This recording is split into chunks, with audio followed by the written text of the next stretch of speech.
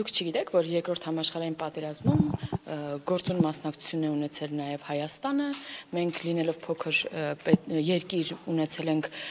բազմաթիվ զոհեր եւ Մոսկվայում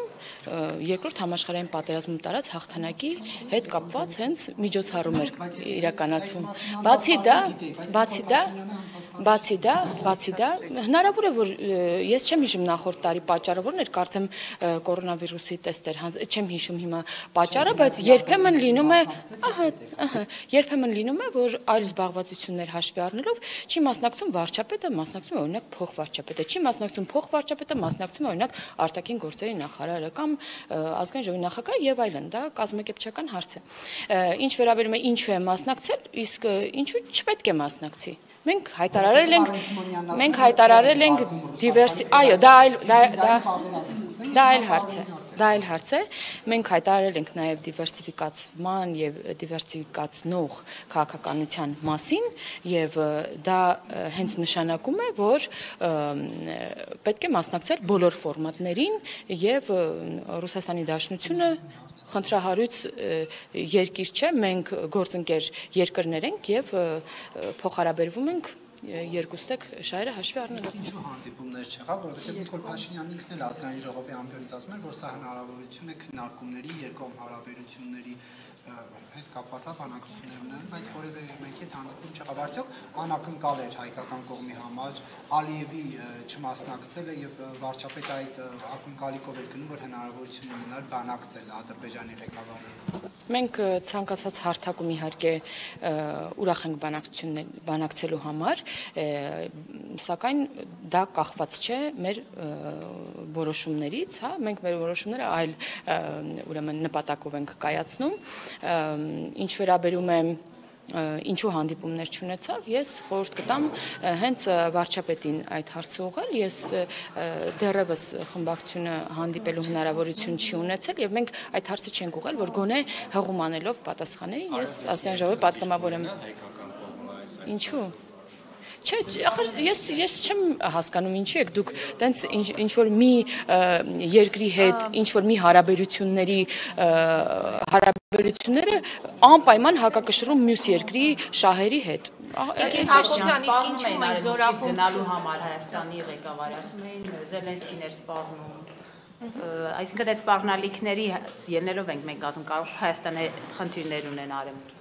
Տեսեք, Զելենսկին ինչ-որ հայտարարություն արել, որը վերաբերում է ամբողջ աշխարհին եւ Հայաստանին չի վերաբերում, եւ այդ հայտարարությունը տեսնելուց հետո էլ մենք գնացել ենք եւ Հակոբյան, իսկ որ Հայաստանի վարչապետը գնում է ռազմավարական դաշնակից հանդիսացող երկիր եւ այդ երկրի ղեկավարի հետ երկկողմ հանդիպում չի լինում, սա արդյոք չի խոսում այնպիսի խնդիրների մասին, որոնք իսկապես կան եւ որոնք չի հաջողվում հաղթահարել։ Ես տեղեկացված չեմ հանդիպումների մասին եւ չեմ կարող գնահատական տալ, որովհետեւ կարող է պաշտոնական երկկողմ հանդիպում չի եղել, բայց այլ շփումներ են եղել, հեչ պարտադիր չի դրոշները դնել նստել, որպեսզի ինչ որ խոսակցություն ունենալ, հնարավոր է այլ ֆորմատներում խոսակցություն եւ ես դες ասեմ ավելին, երբեմն կարող ես օրինակ ընթրիքի ընթացքում ավելին խոսել, քան այդ տեսախցիկների առաջ այդ բանակցությունների ընթացքում այնպես որ այդպես չէ էլի դիվանագիտությունը որ անպայման պետք է պաշտոնական հանդիպումը դրված լինի որ կարողանաս ինչ որ խոսակցություններ ունենալ իսկ պաշտոնականից զատ այլ հանդիպումների կամ շփումների մասին ես ասացի որ տեղեկացված չեմ։ Տիկին Հակոբյան, իսկ ինչու զորախումբ չէր ուղարկել Հայաստանը, որովհետև քաղաքացիական պայմանագիր խմբակցության պատգամավորները հայտարարում են, որ դա նաև մեր հաղթանակն էր եւ Հայաստանը ծառայքշիր ներկայություն է ունեցել պատերազմում եւ ես խորհուրդ եմ տալիս կառավարությանը այդ հարցը ուղղել, որովհետեւ ես որ բոլոր երկրների ես չեմ հետևել ուրեմն այդ շքերթին, այո, տոնական եւ չեմ կարող ասել եւ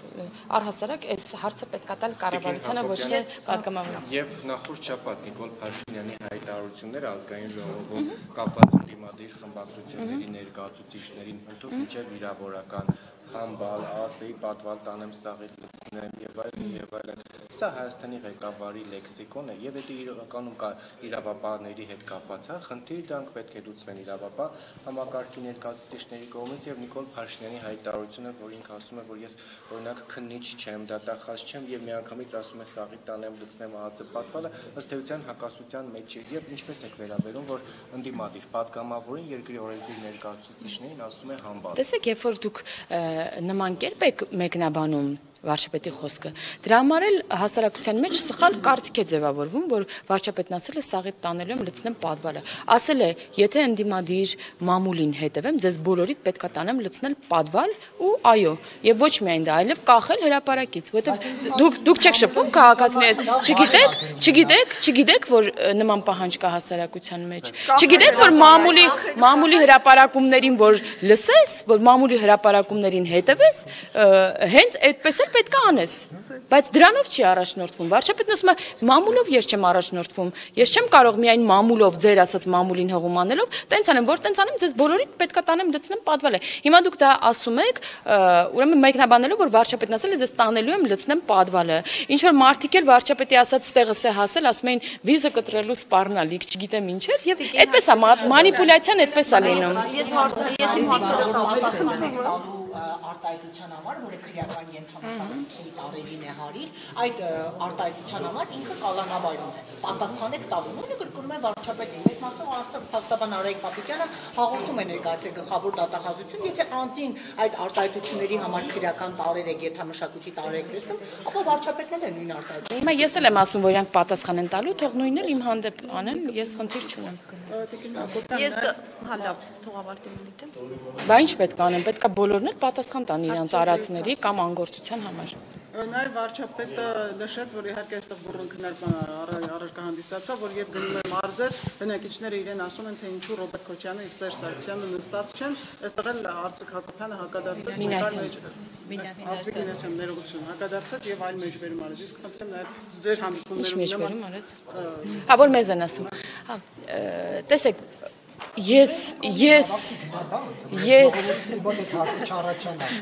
ես ամենաշատ մեղադրանքը մեզ, ինձ լսել եմ, որ ինչու նախկին թալանչիները նստած չեն եւ ձեզ էլ եմ վստահաբար այդ նույն հարցերը տալիս, ինչու նստած չեն եւ իրականությունն է ասել վարչապետը, այտենց բան չի, այսօր դուրս եկեք փողոց, այս ձեր ուղիղ եթերով դուրս եկեք, ասեք ձեր ամենամեծ ուրեմն քննադատությունը իշխանությանը 18 թվականից հետո կառավարող Իրանք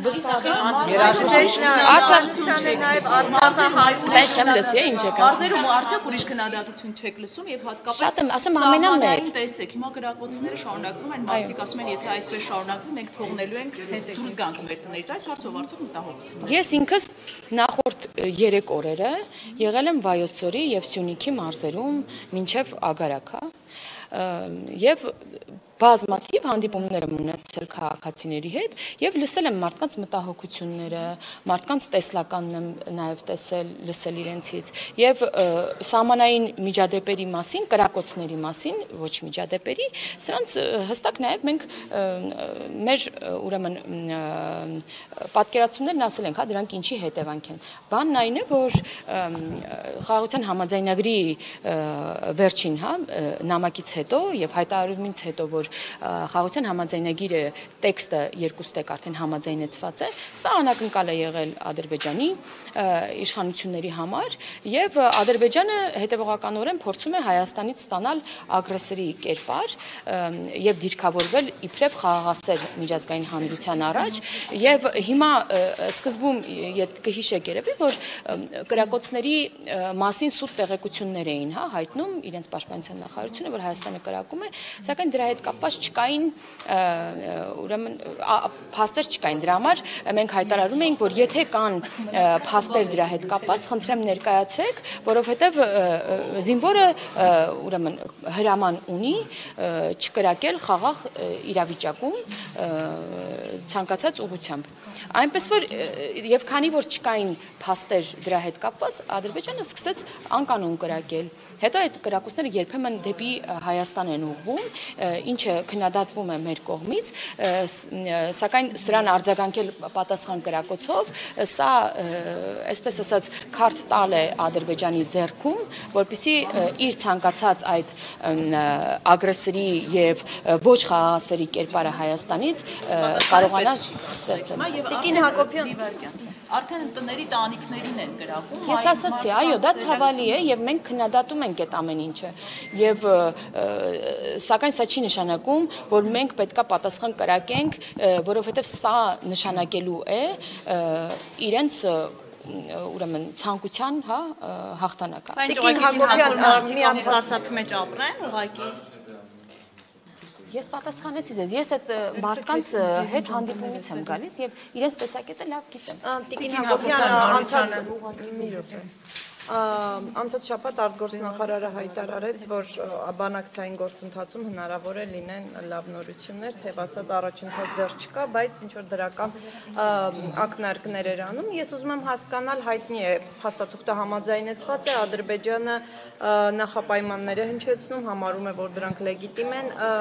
Հիմա ուզում եմ հասկանալ, ինչի շուրջ է խոսակցությունը, Տիկին Հակոբյան, այդ նախապայմանների շուրջ Հայաստանը արդյոք փորձում է Ադրբեջանին համոզել, փաստարկներ ներկայացնել, որ դրանք ժամանակի ընթացքում կատարվող նախապայմաններ են եւ դա է նաեւ արտգործնախարարի լավատեսության հիմքում։ Մենք երկու նախապայմանների հետ էլ կապված մեր դիրքորոշումը հայտնել ենք։ Ինչ վերաբերում է ԵԱՀԿ Մինսկի խմբի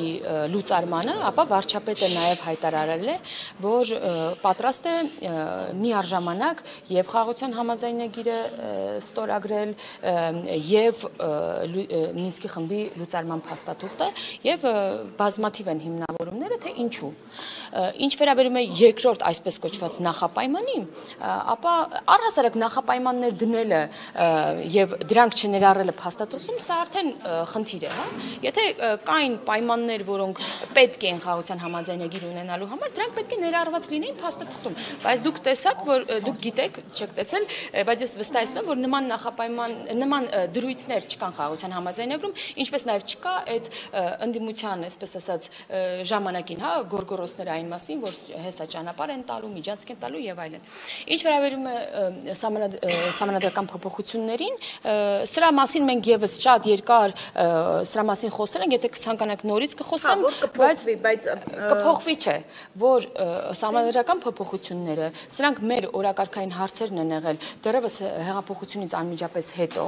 եւ մինչ Ադրբեջանի կողմից կլինեին նման խոսակցություններ, վարչապետն արդեն իսկ հենց հանրայինի եթերում դրա մասին հայտարարել էր, բացի դա այն խնդիրը, որը մատնանշում է Ադրբեջանը իբրև խնդիր իր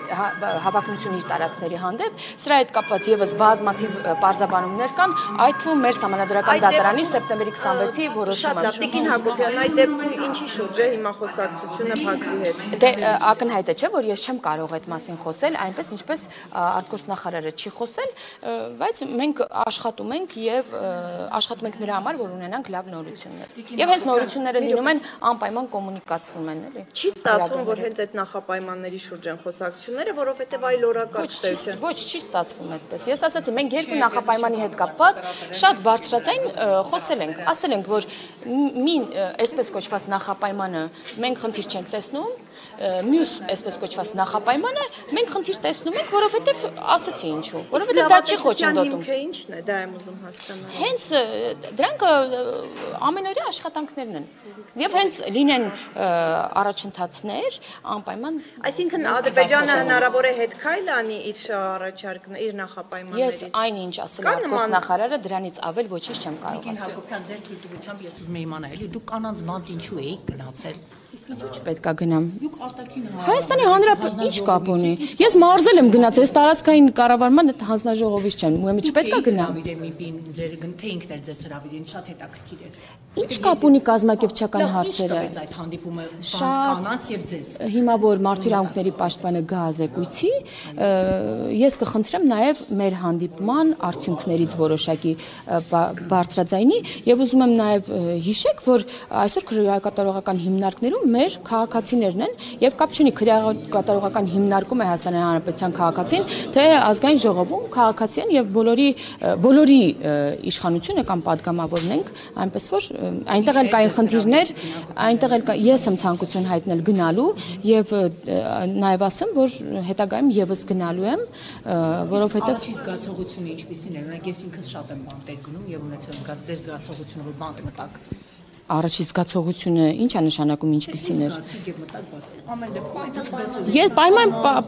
պահման պայմանները են կալանավորված, ամեն Ես պատասխան, ես հասկացա, անմիջապես հասկանում եմ։ Պահման պայմանները ուրեմն հենց բանտարկյալները եւս արձանագրում էին, որ անհամեմատելի լավն են եւ ես ինքս էլ հնարավորություն ունեցա տեսնելու այդ պայմանները նախորդ տարի է կարծեմ վերանորոգումն ավարտվել կարան բոլոր հնարավորությունները նաեւ օրենսդրական տարբեր փոփոխություններ են տեղի ունեցել եւ այսօր կալանավայրում գտնվող կանայք կարող են կարողությունների զարգացման տարբեր ծրագրերից օգտվել որպեսզի հետագայում կարողանան նաեւ հասարակության մեջ շարունակել աշխատել եւ ապրել Հակոբյան, իսկ առաջիկայում հնարավոր է այցելեք Գյումրեցի լրագրող Լիլիթ Աղեկյանին, ում տեղափոխել են Աբովյան քրեակատարողական հիմնարկ, եթե դեպքից տեղյակ եք ինչեր են խոսում, որ տեսախցիկի առջև ստիպել են մեր կանալ Տիկին Աղեկյանին եւ նմանօրինակ այլ դեպքեր։ Անկեղծ ասած ես այսօր առավոտյան եմ նման մի քանի ուրեմն կամ ստատուսներ եմ տեսել կամ նյութեր եմ տեսել եւ մանրամասներից տեղյակ չեմ, բայց իհարկե ինձ որպես նաև կին մտահոգում է, եթե դա իրականություն է, ապա մենք շատ լուրջ հարցեր ունենք իրավապահ համակարգին, իսկ այցելության հետ կապված ես չեմ կարող հիմա նման բան խոստանալ, որտեղ օրակարգից է կախված հնարավոր է։ Քանի որ իշխանության ներկայացուցիչները վարչապետի մակարդակով հայտարարում են, որ ընդդիմադիրներին ԱԱԾ պատվալներ տանելու, կախելու, այդպես կոչեր են, հնչեցնում, իշխանությունը ինչ է պատրաստվում անել։ Մենք ենք կոչեր հնչեցնում։ Չէ, ժողովուրդը փոխանցում եք, որ դուք քիչ առաջ նաև հնարավորություն ունեցաք լսելու գլխավոր դատախազի զեկույցը եւ գործում քայլեր ռիականատես չենք լինի։ Հա, այսինքն բանը պատվալ լցնելու, սա ժողովրդավարական երկիր է, ինչպես կորոշ։ ԱԱԾ պատվալում հայտնվում են այն մարդիկ, ովքեր պետք է հայտնվեն ԱԱԾ պատվալում եւ ոչ թե ինչ որ լրագրողի միայն հրապարակումը հիմք ընդունելով կամ ինչ որ քաղաքացու իշխանության դուք եք չէ ժողովրդի ձայնն եք չէ մեկ-մեկ բարձրաձայնում լինում է որ նաև ժողովրդի ձայնն եք բարձրացնում եւ ձեր եւ քաղաքացիների տարբեր ահազանգեր միայն հիմք ընդունելով չես կարող ցանկացած մարդու տանել ԱԱԾ պատվալ։ Հնարավոր է որ օրենսդրության մեջ փոփոխություններ արվեն այդ ժողովրդի կոչը հաշվի առնելով եւ մարդկանց կախաղան հանելը դառնա Հայաստանում արդարադատության գործիքներից մեկը։ Եթե նման ցանկություն ունենայինք նախ մենք այս երկրում հեղափոխություն չենք կարող իրականացնել, որովհետև այո ժամանակին հենց նման կերպ էին հարցերը լուծվում մենք ժողովրդավարական ուղով ենք գնում, մենք անգամ այդ տարիներով, տասնամյակներով թալանած եւ այլն հետ բերելու համար ինստիտուտներ ենք ստեղծել, դատարաններ ենք ստեղծել, ատյաններով իր օրենք ենք ընդունել, որպեսզի ինստիտուցիոնալ ճանապարհով գնալ, այլ ոչ թե վերցնել ուղարկի ձեռքներից եւ բաժանել ժողովրդին։ Դու նստելու ես հիմա դա քաղաքական թե իրավականներին հրահանգ էր ուղեղից։ Հիմա բան էլի, այտենց չեմ կարող վերլուծության ենթարկել ամեն վարքյանը, ես իմ տպավորությունն եմ ասում, եթե նայենք արածներին, բոլորը պետք է նստեին, իհարկե պետք է նստեին։ Դուք չգիտեք, որ իրանց մեծ մասը պետք է այստեղ չլիներ։ Որովհետև այնպես չեն արել, որ կարողանաս մի օրում դա բացահայտել։ Եվ մի գործի հետևից գնալուց բազմաթիվ խոչընդոտներ ես տեսնում, որը այլոց իրավունքներ կարող ես խախտել, այսինչ արդարությանը հասնելու համար։ Իշխանությունը այնպես անում է, որ հաջորդ իշխանությունը կարողանա հեշտ բացահայտել Տիկին Հակոբյան։ Մենք այնպիսի գործողություններ չենք անում, որպեսզի հետո պատասխան տանք, սա չի նշանակում, որ չկան վատ դրսևորումներ եւ դա բնական է։ Ցանկացած հասարակության հեշտությամբ կբացահայտվի։ ցանկացած երկրում չկան, հա, միանշանակ այսինչ երկրում բացարձակ չկան ոչ մի կոռուպցիոն դրսևորում, այսինչ երկրում չկա բացարձակ մարդասպանություն, այսինչ երկրում չկա բացարձակ գողություն։ Ցանկացած արատավոր դրսևորում, ցանկացած հասարակությունում կա, բայց հարցն այն է, այդ արատավոր դրսևորումների հանդեպ ինչպիսի վերաբերմունք ունի դրա համար պատասխանատու իշխանությունը, արդյոք այդ օրինակ թալանը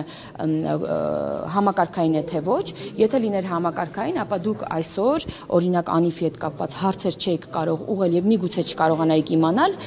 որովհետեւ այդ մասին առաջին հանձնարարականները հենց վարչապետի կողմից է եղել, ոչ թե լրատվամիջոցների իշխանության տարիներին ամեն երկրորդ լրագրողը հարցում էր Սաշիկ Սարգսյանի 50-50-ների մասին եւ դա բացարձակ չէր խոսում այն մասին, որ բաց հասարակությունը ինքը կոռուպցիայի դեմ պայքար կա։ Հիմա անընդհատ ինչ է բերում այն հարց առաջ, որ լրագրողը կարողանում է Անիֆի մասին հրապարակում անել։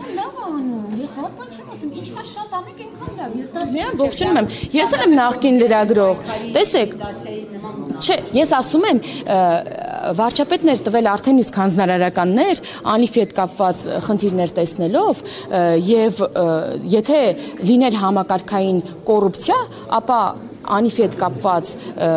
միջադեպերը կամ խնդիրները ենթադրելի չէին լինի նաև լրատվամիջոցների աչքի առաջ, որովհետև այդ մասին չէր խոսա վարչապետը առաջինը։ Դրա մասին է ամբողջ խոսքը։ Թե չէ, իհարկե, լինում է, որ իսկ ինչի եք մտածում, որ ձեր ոչ մի բացահայտում չի գնում եւ չի հասնում ինչ որ հանգրվանի։ Բայց այդ ամեն ինչը քննարկվում է, դրվում է համապատասխան մարդկանց սեղանին եւ դրա համար շատ շնորհակալություն լրատվամիջոցների ներկայացուցիչներին օգնելու համար բացահայտելու բաներ, որոնք պարզ է, որ միայն մենք չենք կարող տեսնել։ Ես չգիտեմ ինչ մասին եք ասում։ Այսինքն դուք սպառնալիք չեք համարում այն հանգամանքը, որ Նիկոլ Փաշինյանն ասում է վզներդ կկտրեմ, ալծապատվալներն եմ ձեզ գցել ընդդիմադիրներին։ Վզներդ կկտրեմ, խնդրում եմ, ժողովուրդ նոր խոսում եք տվել ժեստով է։ Աստեղս ներս եք հասցրել, ինչի մասին է խոսքը, չի կարելի մանիպուլացնել հասարակությանը։ Ես նոր խոսում էի ձեր կարևոր ուրեմն ֆունկցիայի մասին հասարակության մեջ կոչվում եք 4-րդ իշխանություն։ Չի կարելի մանիպուլացնել իրականությունը, էլի։ Մանիպուլացնել եք տեսնում եք էկրանով թե ինչ է ցույց տալիս Նիկոլ Փաշինյանը։ Ես առաջին անգամ չէ որ դա այդ երբեմն այդ շուրթերով շատ ակտիվ կարողանում եք հասկանալ։ Այդ շատ པարզ երևում է, որ ասում է ստեղս եք հասցրել։ Համբալները նորմալ է, համբալը ասելը նորմալ է։ Մեկնաբանել ժողովուրդ ով ինչ ասի ամեն ինչ։ Ես շատ բաներ եմ լսում։ Ինձ համար ընդունելի չի, ինձ համար ընդունելի չի, երբ որ падգամավորին ասում են հայրենիք հանձնող։ Դա ինձ համար ամենամեծ վիրավորանքն է։ Համբալ կարելի։ Եթե սկսենք այդտեղից շատ քաղաքականությունը եւ հնարավոր է տարբեր մեկնաբանություններ լինեն։ Ես ասացի, ինձ համար կան շատ էլի դրսևորումներ եւ դուք վարչապետը երևի աշխարհի ամենաբաց պաշտոնյաներից է, հնարավորություն ունենալու եք վստահաբար հարցեր ուղղելու եւ ուղղեք հարցերը եւ վստահ եմ, որ վարչապետը չունի իմ մեկնաբանության կարիքը։ Չէ, ձեր կարծիքն է հետաքրքիր։ Ես ասացի, ինձ դուր չի գալիս, երբ որ ինձ ասում են հայրենիք հանձնող։ Իսկ որ համբալ ասեն դուր։ Ես ասացի դրան, հիմա որ դուք 5 անգամ տենց մեծ աչքերով 4 կողմից նույն հարցը տասեք, իմ պատասխանը չի փոխվելու դրանից։ Այլ հարցեր կան։ Շնորհակալություն։